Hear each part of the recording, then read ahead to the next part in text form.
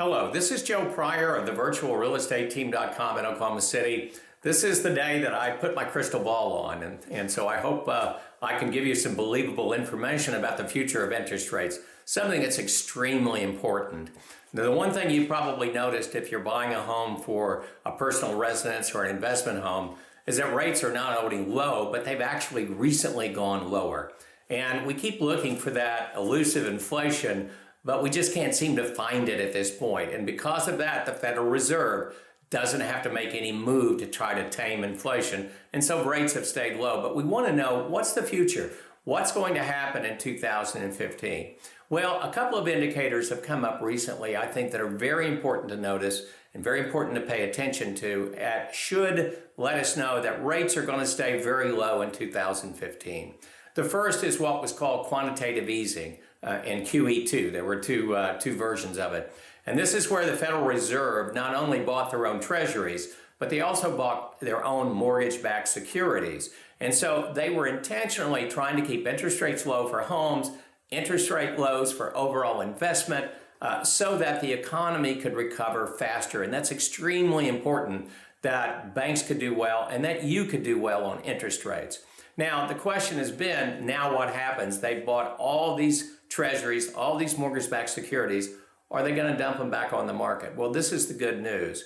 The Fed chief just announced that they're not going to do that they feel it's in the best interest of the Fed and the country to hold on to about $4.4 trillion worth of bonds and treasuries and mortgage-backed securities.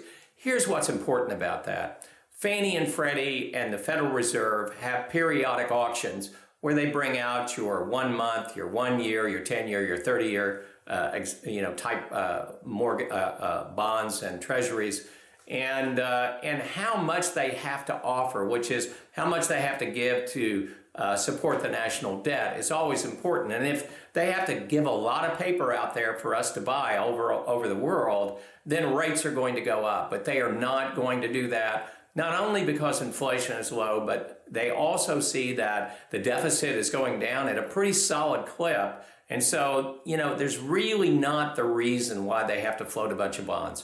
And so that supply and demand is going to keep your rates low. The second thing is that we have an internationally connected economy. What happens in Europe, what happens in China, for instance, is going to affect what happens in the United States. So a couple of things are going on to keep our rates low also.